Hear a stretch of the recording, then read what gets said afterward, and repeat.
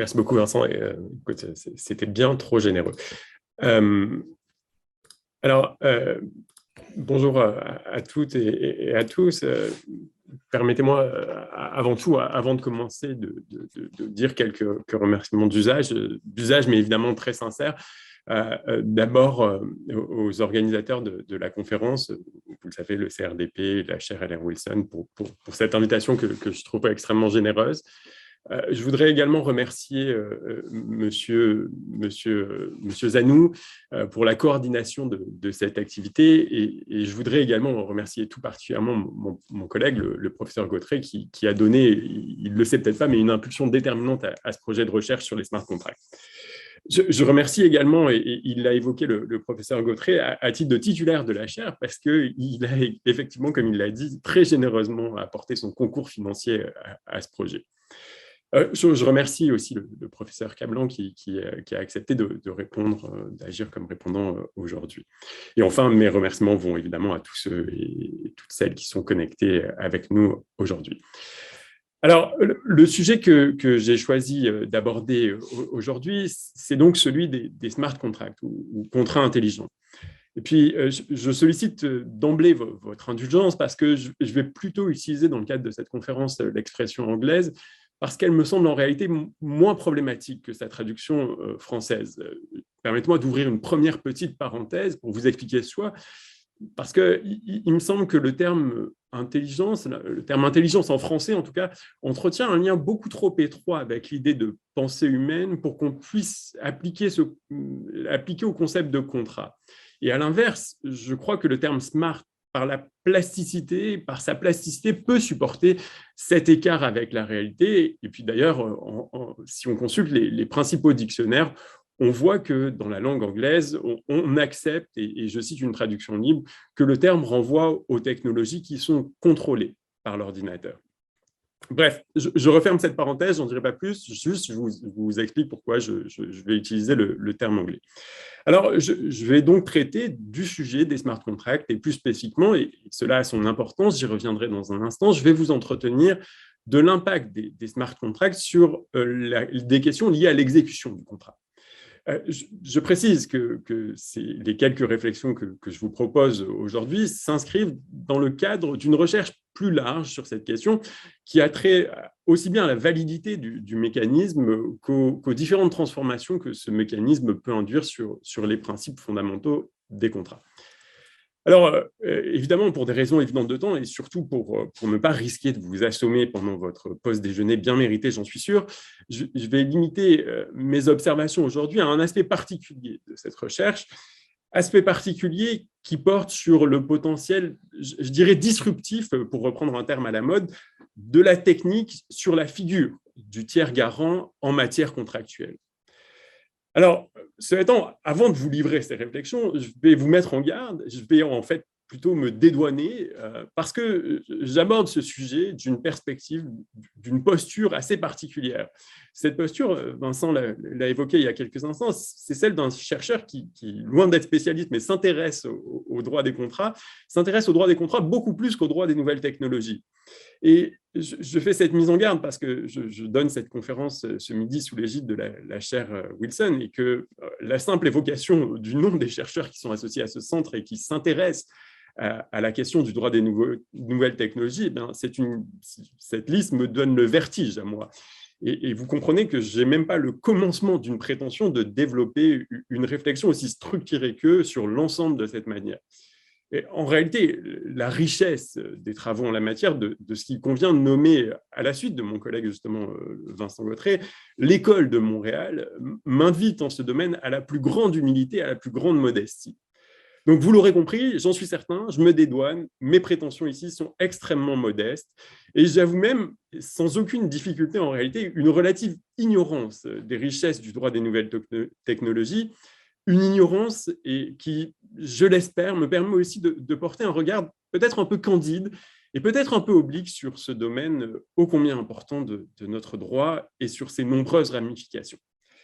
Alors, cette mise en garde étant faite, et dans la stricte perspective que je viens d'énoncer, il me semble également important de vous dévoiler les bases de cette réflexion sur les smart contracts dans le cadre d'un propos liminaire qui va être un peu long, et je m'en excuse, mais qui va me permettre de rentrer un peu doucement dans le vif du sujet.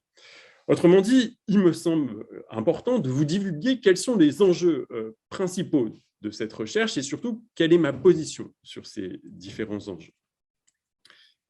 Alors, l'un des premiers enjeux du sujet, sinon le premier en réalité, me semble être de nature définitoire. De quoi parle-t-on quand on parle des smart contracts?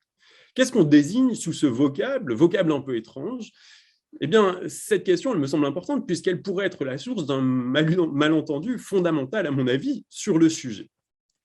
Alors, je vais m'en remettre ici, dans un premier temps, à une définition qui est proposée par l'un des principaux acteurs du domaine, Ethereum, et je cite « Un contrat intelligent, c'est simplement un programme exécuté sur la blockchain d'Ethereum. C'est un ensemble de codes, ses fonctions et de données, son état, qui réside à une adresse spécifique sur la blockchain Ethereum. » Alors, cette définition, par une partie prenante du phénomène, permet, à mon avis, de toucher l'une des difficultés principales avec le terme et plus largement avec le phénomène des smart contracts.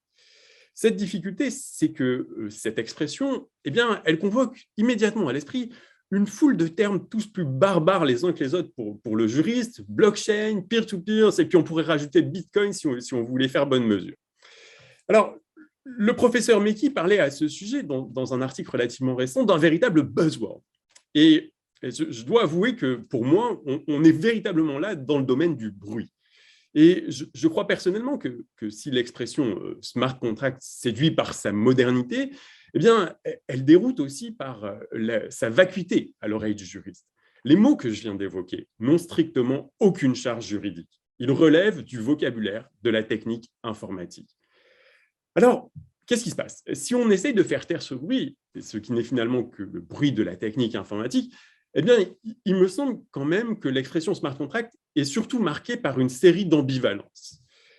Alors, pourquoi ambivalence?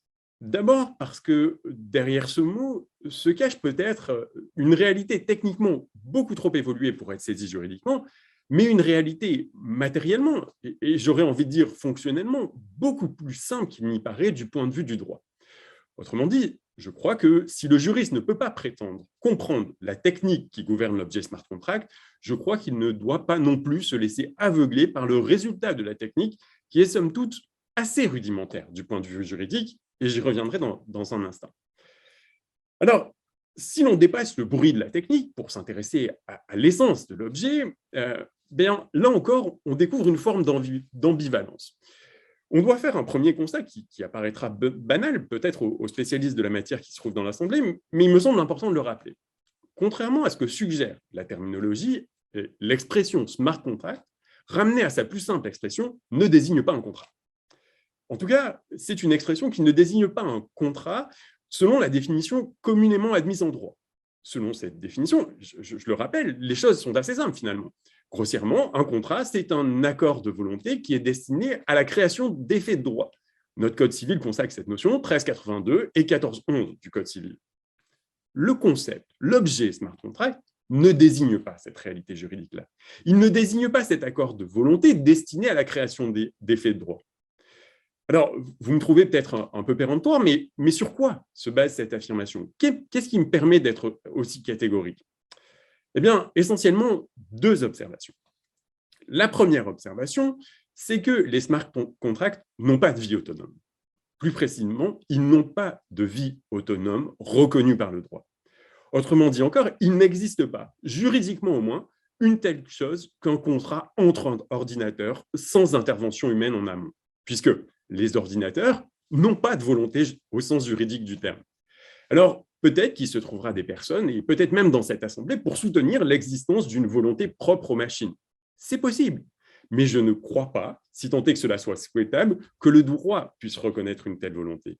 Je ne crois pas que nous disposions aujourd'hui, en droit, des outils ou des concepts pour accommoder un prétendu consentement entre machines, une prétendue volonté des machines.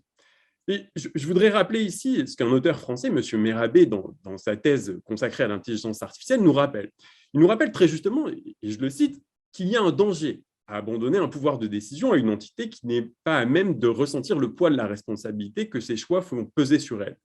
Et puis, il ajoute, et ça me semble important, La machine, dépourvue de conscience, n'est pas capable de porter un jugement au sens où l'être humain l'est. Plus encore, l'absence de sentiment de responsabilité prive de tout effet la menace d'une sanction pourtant déterminante dans la prise de décision. Alors, je ne m'attarde pas plus sur cet aspect parce que, je vais le dire dans un instant, il me semble qu'il fait quand même consensus chez les principaux acteurs. Deuxième observation qui me permet d'affirmer que les smart contracts ne sont pas des contrats, c'est que, comme l'observent là aussi la plupart des acteurs du milieu, la réalité des smart contracts est celle d'une mise en œuvre d'un accord de volonté préexistant. Les smart contracts ne sont en réalité qu'un moyen, un mode ou un processus d'exécution d'un contrat qui est préexistant. Et pour reprendre un exemple bien connu et documenté, notamment par le professeur Meki dans l'article que j'évoquais, l'exemple du versement d'une somme d'argent en cas d'un retard d'avion, bien, le smart contract permettrait ici de verser automatiquement une indemnité aux passagers lésés advenant un retard. Mais dans cette situation, le contrat entendu comme l'accord de volonté qui est destiné à produire des effets de droit, eh bien, c'est un contrat qui préexiste au smart contract.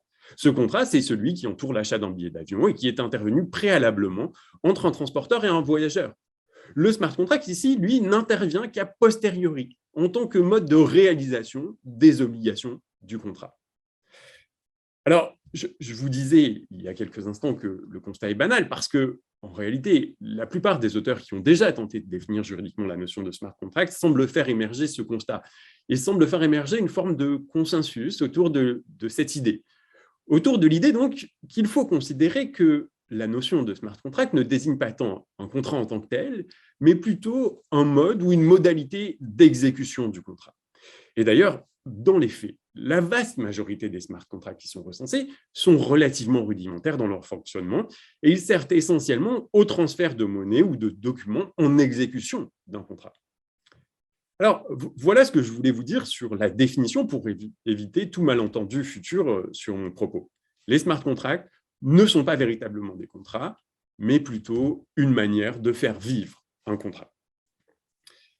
Alors, toujours dans le cadre de mon propos liminaire et toujours afin de vous éclairer sur les enjeux de cette recherche, sur ma position à leur égard, après les enjeux définitionnels, je dois aussi vous faire part d'une seconde problématique, mais une problématique qui, vous allez comprendre ici, est presque de nature existentielle. Cette problématique, c'est celle de savoir si la question des smart contracts a un véritable intérêt juridique. Alors, nous sommes maintenant rendus à plus de 10 minutes dans cette conférence. Ça fait 10 minutes que je vous parle de ce sujet. Puis cette question vous paraîtra peut-être un peu étrange, peut-être même un peu déroutante, mais en réalité, je crois qu'elle se pose. Je crois qu'elle se pose pour deux raisons principales. La première raison, c'est que sur la base du constat que j'ai formulé, du premier constat que j'ai formulé, à savoir que les smart contracts ne sont pas des contrats, mais une manière de faire vivre le contrat, eh bien, on pourrait tenter de dire qu'il n'y a rien de nouveau ici. On pourrait argumenter que sous des atours techniques beaucoup plus évolués, eh bien, le smart contract, finalement, ce n'est rien de plus qu'une machine à bonbons qu'on trouve dans les centres commerciaux, une machine à bonbons dans laquelle on va glisser une pièce pour obtenir une poignée de Skittles. Autrement dit, les smart contracts, c'est un outil mécanique de mise en œuvre du contrat. Or, il existe dans notre code, au sein du titre 1 du livre 5 portant sur les obligations, un chapitre 6 intitulé précisément « De l'exécution de l'obligation ». Et les articles 1553 à 1636 de ce chapitre ont précisément pour objet de régler des questions d'exécution du contrat. Et puis, je dois dire très directement que je suis très loin d'être convaincu que les smart contracts posent des difficultés qui ne puissent trouver des solutions dans ces règles qui, par ailleurs, sont façonnées par des siècles d'histoire. Alors, la seconde raison qui me pousse à m'interroger sur la réalité du sujet tient au fait que, au-delà d'une relative effervescence doctrinale autour du sujet, eh bien, on doit constater que les smart contracts sont formellement absents de notre droit positif. La notion est à peu près ignorée par le législateur. Vous pouvez chercher dans le Code civil, il n'y a aucune trace des smart contracts. Vous pouvez chercher également plus largement dans l'ensemble du corpus législatif contractuel, rien sur les smart contracts. Alors, je suis persuadé qu'il y en a parmi vous qui pensent que c'est la résultante de l'attentisme du législateur. Mais il reste que si on se place du strict point de vue du droit positif, le sujet n'apparaît pas très fécond ici. Et on pourrait, dans une tentative d'élargissement, retourner notre regard vers la jurisprudence, mais là aussi, le constat n'est pas beaucoup plus encourageant. Le contentieux sur le sujet est quasiment inexistant au Québec, comme au Canada du reste. Alors, j'ai refait l'exercice ce matin en tapant le terme smart contract dans les principales bases de données juridiques, et puis il apparaissait toujours incidemment dans moins de 10 décisions rendues par nos tribunaux et recensées sur ces bases de données. Alors, quand bien même, ce qui est mon cas, on ne voudrait pas réduire le droit à ses aspects positifs apparents, eh bien, à ce stade de la réflexion, vous comprenez qu'il est assez difficile en réalité de nourrir et d'entretenir une réflexion de droit positif intelligente à son propos. Le deuxième enjeu du sujet, c'est donc que la réalité positive est, pour l'instant, et je dis bien pour l'instant, relativement douteuse. Ce qui m'amène directement à mon dernier point de ce propos liminaire un peu long, je m'en excuse, un point donc pour vous expliquer où réside, selon moi, une partie de l'intérêt de cette recherche sur les smart contracts. Cet intérêt, il me semble résulter de ce qui va s'évincer des balbutiements de la notion ou du concept de smart contract. Il s'agit d'un intérêt qui, vous l'aurez compris, déborde le strict cadre du droit positif et qui était très largement prospectif, qui est très largement spéculatif. Cet intérêt, quel est-il? Alors, cet intérêt, il réside dans le fait que le phénomène des smart contracts, eh bien, c'est un phénomène qui se situe à la croisée de plusieurs mouvements contemporains du droit des contrats et qu'il agit, par ailleurs, comme un puissant révélateur d'une tendance déjà identifiée par d'autres à la désétatisation du contrat. Mais je le répète et je le précise, on est là dans le cadre d'un exercice de prospective juridique et je n'ai jamais la prétention de m'ériger en devin, tout reste à écrire en la matière. Alors, à quoi fait-on référence lorsque je vous parle de désétatisation du contrat?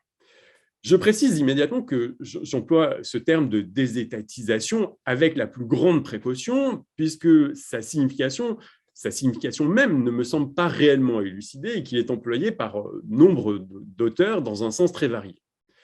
Dans la perspective qui nous occupe, celle du contrat, donc, on peut dire, à la suite du professeur Suppio, que ce néologisme un peu barbare, eh bien, il désigne, dans sa plus simple expression, une tendance à affranchir le contrat de sa dépendance vis-à-vis de l'État, ou plus généralement des États, quels qu'ils soient. Et je crois en effet que les smart contracts portent en eux ce germe. Et je dis bien germe parce que, je vous l'ai dit et je le répète pour que ce soit très clair, je crois que la mue n'est pas achevée, je ne suis même pas certain qu'elle ait véritablement commencé, à part dans l'esprit de certains des promoteurs. Germe donc, germe d'une désétatisation du contrat. Et l'intérêt du sujet se trouve donc, à mon sens, autour des questions que pose ce mouvement de désétatisation du contrat. Et je m'explique en empruntant largement ma grille de lecture aux travaux du professeur Suppio que j'évoquais à l'instant. De manière classique, les juristes, et particulièrement les civilistes, considèrent que le contrat, ou plutôt son exécution, est garantie par une croyance en la force d'un ordre supérieur. Les civilistes nourrissent assez largement cette croyance, donc que l'existence et l'exécution du contrat ne sont possibles que sous l'égide d'un tiers garant. Pour les civilistes, ce tiers garant, qui existe donc en surplomb des contractants, il représente en quelque sorte l'hétéronomie sans laquelle l'autonomie ne peut pas s'exercer, et notamment l'autonomie de la volonté en matière contractuelle. Alors, on peut lire cette croyance, notamment sous la plume du professeur Crépeau, lorsqu'il affirme que toute société, à défaut d'un régime fondé sur le très exigeant précepte évangélique d'amour, suppose l'existence d'un corps de règles. Autrement dit, le professeur Crépeau expose ici l'alternative ultime, soit l'amour, soit le droit, pour contraindre la société et ultimement les contractants. Et c'est dans ce sens que l'on considère généralement que le contrat, eh bien, c'est un acte de foi. Un acte de foi qui, au-delà de la confiance dans le co-contractant, repose sur la croyance, une croyance en la force d'un corps de règles.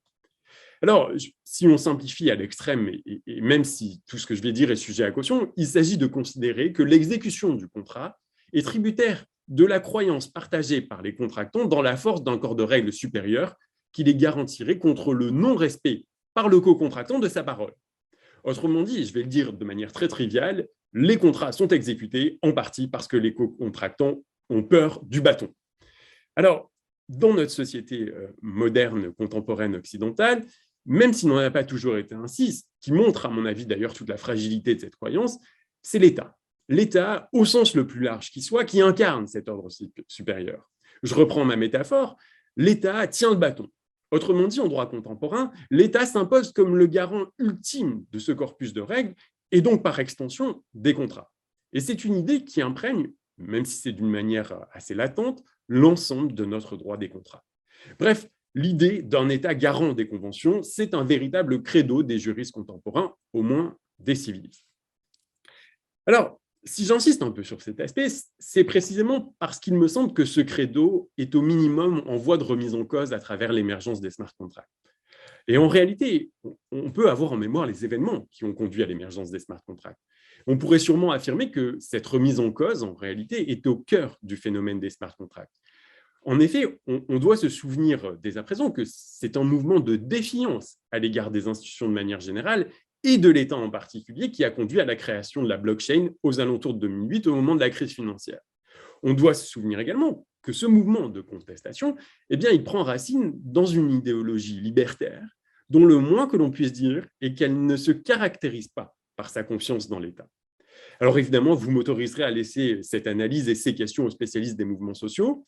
Pour ma part, je vais m'en tenir à quelques réflexions plus concrètes du point de vue juridique.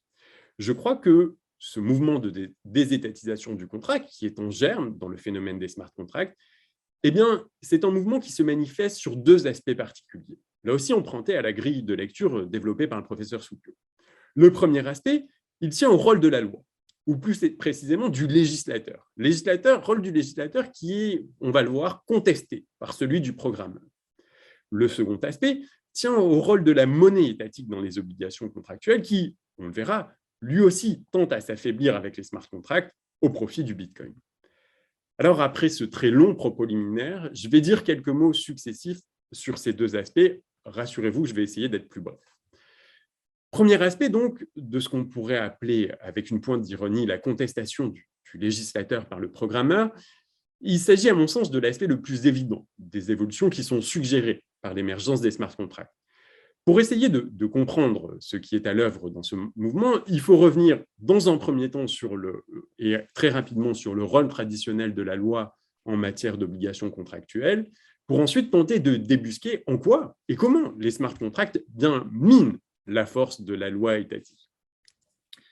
Alors, l'idée d'un État qui agit comme tiers garant des échanges contractuels, l'idée que j'ai esquissée en introduction, eh bien, elle se déduit en premier lieu de la place de la loi dans le contrat.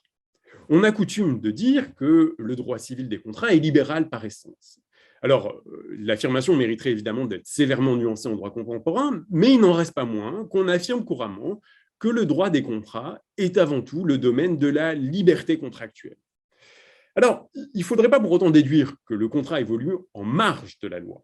Comme l'expose assez magistralement le professeur Jamin dans un article classique dédié à l'histoire de la liberté contractuelle, cette dernière, liberté contractuelle donc, qui caractérise le droit des contrats, n'existe jamais que dans le cadre préalablement institué par la loi. Ce qui fait dire à certains qu'en droit québécois contemporain, le contrat et la loi sont unis dans une relation négative, parce que la loi habilite les parties à créer les obligations qu'elles désirent.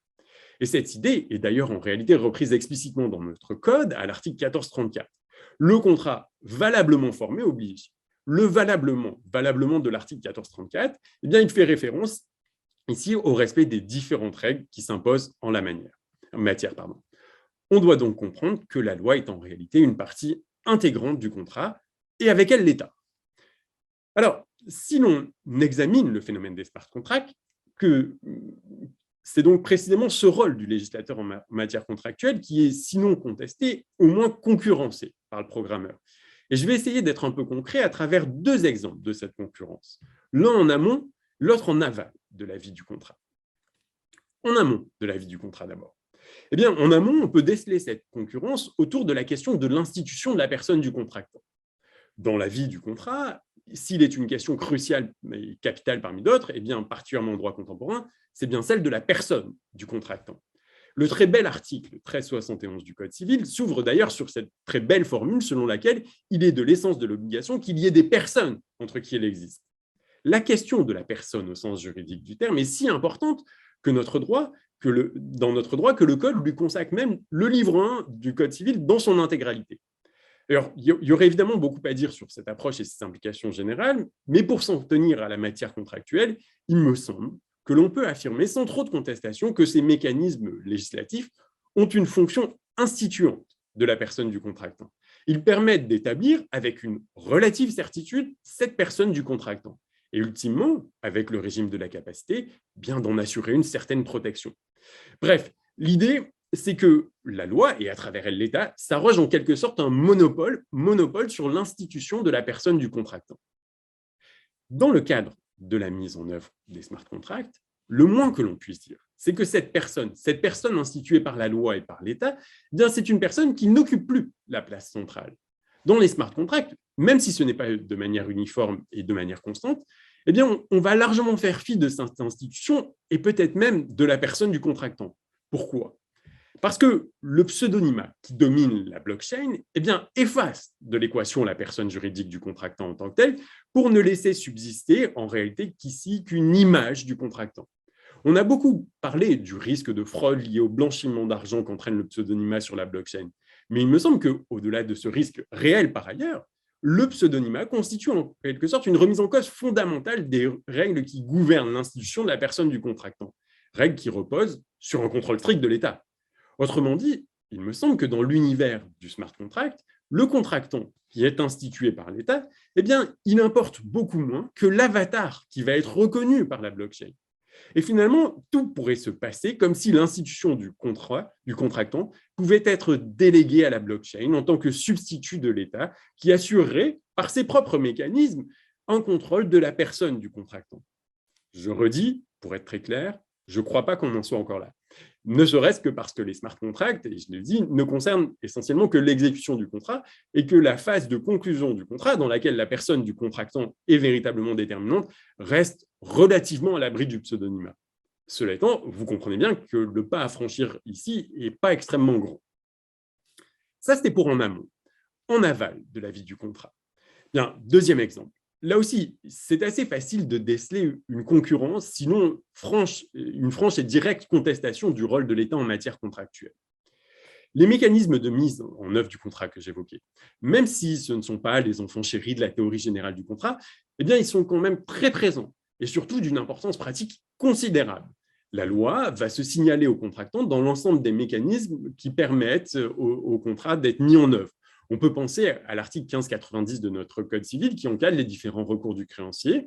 Et plus avant, s'il advenait que le contrat soit finalement judiciarisé, eh bien, c'est encore la loi qui va encadrer les modalités de cette judiciarisation, avec le Code de procédure civile notamment. Je pourrais poursuivre assez longtemps cette démonstration de la prégnance du rôle de la loi et plus généralement de l'État dans la mise en œuvre des obligations, mais il me semble que c'est assez inutile parce que c'est un fait assez acquis. Alors, je disais à l'instant qu'en ce domaine, la contestation du rôle de l'État était beaucoup plus directe. En réalité, il me semble assez évident que, généralement sous couvert d'efficience économique, le phénomène des smart contracts vise très précisément à émanciper le contrat de la toute-puissance étatique en matière d'exécution du contrat. On se situe ici, à mon avis, au cœur de l'utilité du mécanisme, soit l'exécution du contrat. Il me semble que les smart contracts visent à concrétiser le rêve d'une exécution parfaite du contrat. On a beaucoup discuté en doctrine du caractère rudimentaire du smart contract, parce qu'il repose sur la mécanique binaire du if-then. Mais l'application de cette mécanique dans la sphère de contrôle des smart contracts, elle rend l'exécution du contrat automatique, irrémédiable. Et elle vient en réalité complètement saper la nécessité même du droit étatique de l'exécution du contrat. Il n'y a pas besoin de mécanisme de remédiation, il n'y a pas besoin de règles de procédure, il n'y a pas besoin de tribunaux. L'engrenage de l'exécution automatisée du smart contract rend tout cela sans objet. Et c'est même l'un des avantages qui est mis en avant par les thuriféraires de la notion. Attention, encore une fois, je le répète, on est ici davantage dans l'ordre du fantasme que dans l'ordre de la réalité, mais je crois que l'objectif est bien réel, au moins pour les promoteurs de la technique. Alors, il me semble que ces deux exemples sommaires montrent bien que le phénomène des smart contracts s'affirme en contrepoint du rôle traditionnel de la loi et de l'État en matière contractuelle. Il s'affirme en réalité comme une contestation du monopole de la loi. Ici, ce n'est plus la loi qui structure le contrat, mais le programme, l'algorithme, le programmateur. Je le répète, la mue n'est pas achevée, mais tous les éléments sont en place. Ils sont là pour permettre d'évincer la loi étatique du contrat. Autrement dit, pour redéfinir les règles du jeu contractuel. Alors, j'en arrive maintenant à mon deuxième axe de désétatisation que je crois que l'on peut identifier autour du phénomène des smart contracts, soit celui de l'affaiblissement du rôle de la monnaie étatique. rassurez-vous, je vais être extrêmement bref ici. Je veux quand même vous préciser que le rôle de la monnaie étatique dans les obligations contractuelles est assez complexe et qu'il ne se résume pas à ce que je vais dire dans les minutes qui suivent. Quoi qu'il en soit, la monnaie étatique incarne, à l'instar de la loi, le rôle de l'État dans les obligations contractuelles. Or, il me semble que, là aussi, le smart contract dessine de nouveaux horizons à travers la désétatisation de la monnaie. Alors, en matière contractuelle, traditionnellement, la monnaie étatique s'affirme comme l'ultime point d'ancrage de l'obligation pour les contractants. Le droit, si on peut considérer qu'il s'attache à protéger l'exécution du contrat, encadre et protège ultimement la possibilité d'une exécution par équivalent. C'est, je crois, le sens des dispositions de l'article 1607 du Code civil, dit très grossièrement. Or, il me semble que cette affirmation peut être contestée, mais qu'il y a dans cette possibilité ultime un ciment assez puissant de la confiance en matière contractuelle. Comme l'exprime, à mon avis, très justement le professeur Elisabeth, la monnaie se définit avant tout comme un système dont l'objet est de permettre la régulation des relations sociales. Pourquoi ? Parce que le contractant déçu pourra toujours s'en remettre à ses dispositions pour obtenir un équivalent monétaire. Cela étant, cette confiance qui pourrait résulter de l'exécution par équivalent, ce n'est pas une confiance désincarnée. Elle ne tient qu'en autant que la confiance en la valeur de la monnaie subsiste. Or, précisément, la confiance dans la valeur de la monnaie est assurée par l'État. L'État qui dispose du monopole de l'émission de la monnaie par sa banque centrale, eh bien, à travers ce monopole d'émission, il s'érige, là encore, en garant ultime des conventions. Qu'est-ce qu'on observe autour du phénomène des smart contracts ? Eh bien, très précisément, une désétatisation de la monnaie. En effet, on voit émerger sur la blockchain un ensemble de crypto-monnaies, la plus célèbre, c'est le Bitcoin, qui tentent à s'imposer comme une référence dans les smart contracts. Les tokens de crypto-monnaies, comme il convient de les appeler, s'immiscent dans l'ensemble du processus des smart contracts. De leur certification à leur mise en œuvre, les échanges réalisés par et autour des smart contracts mobilisent, pour certains d'entre eux, les crypto-monnaies. Ils font donc largement abstraction des monnaies étatiques. Alors, le phénomène pouvait prêter à sourire il y a quelques années quand il était réservé à quelques geeks, mais aujourd'hui, ça me semble beaucoup plus sérieux quand le Bitcoin atteint les valeurs qu'il a atteintes dans les dernières années. Dans ce contexte, on peut assez sérieusement se demander si justement l'autorité de l'État comme garant ultime des conventions n'est pas, sans mauvais jeu de mots, démonétisée. Si des processus de règlement des différends contractuels autour des smart contracts venaient à émerger en marge de l'État, avec l'horizon d'une allocation au Bitcoin, non seulement la référence à la loi étatique n'aurait plus aucun sens, mais l'État ne pourrait même pas retrouver son emprise par l'intermédiaire d'une monnaie étatique qui ne serait pas concurrentielle avec les bitcoins et affiliés. Alors, là encore, je ne veux pas me répéter trop souvent, mais je précise qu'on n'en est pas encore là. En premier lieu, parce que la valeur des monnaies virtuelles répond à des logiques, à mon avis, beaucoup trop complexes et volatiles pour déduire du seul envolé de leur valeur un vote de confiance. Autrement dit, je ne crois pas que la valeur de Bitcoin soit véritablement le reflet de la confiance que cette monnaie suscite. Et en conséquence, je doute que ce type de monnaie puisse susciter une adhésion telle que la force des monnaies étatiques dans des échanges contractuels puisse être sérieusement contestée aujourd'hui. Mais le phénomène existe. Et je crois qu'il mérite notre attention en tant que juriste. Alors, qu'est-ce qu'on doit retenir de ces élucubrations prospectives ? Où est-ce que ça nous mène concrètement ? Peut-être que ça nous mène plus près de la désétatisation du contrat. Et j'en prendrai une preuve ultime. La preuve ultime, c'est que la blockchain s'est appropriée elle-même cette idée du tiers garant avec la figure du ledger ou de l'oracle, qui est censé servir d'intermédiaire entre le monde réel et l'univers des smart contracts en garantissant la sécurité des échanges réalisés. Alors pour l'instant, cet oracle, ce ledger, il garantit le rattachement au monde réel, celui des États. Mais il ne me semble pas totalement inimaginable qu'ils s'en affranchissent au profit de l'avènement d'un univers autoréférentiel dans lequel, finalement, l'État moderne en matière contractuelle n'aurait plus sa place. Et paradoxalement, et je terminerai avec cette observation, si ce phénomène d'hypermodernité venait à s'accomplir, eh bien, il nous ramènerait peut-être à l'une des questions les plus classiques et les plus controversées du droit international privé, la question du contrat sans loi. On ravivrait alors l'hypothèse d'un contrat qui serait totalement soustrait à l'hétéronomie de l'État. Une telle hypothèse, c'est une hypothèse qui fait la part belle au subjectivisme le plus absolu en matière contractuelle, mais c'est une hypothèse qui risquerait aussi de se heurter bien vite à la dure réalité du droit positif québécois. On sait, comme le rappelait notamment M. Sabourin dans un article du début des années 2000, que nos juges sont rétifs à cette idée. Et puis, on peut tourner toujours à ce sujet, et pour finir, notre regard sur le droit français, parce qu'il y a une décision récente de la Cour de cassation, de la Chambre sociale de la Cour de cassation du 13 janvier 2021, qui a réaffirmé avec beaucoup de force son refus de céder à ce subjectivisme, son refus d'un contrat sans loi. Alors, à mon avis, il s'agit là d'une solution qui est à méditer pour tous les promoteurs des smart contracts qui seraient un peu trop pressés de voir advenir un ordre juridique complètement désétatisé. Bref, je vous remercie de votre attention. J'espère pas avoir été trop long et je cède la parole à M. Cablan. Merci beaucoup.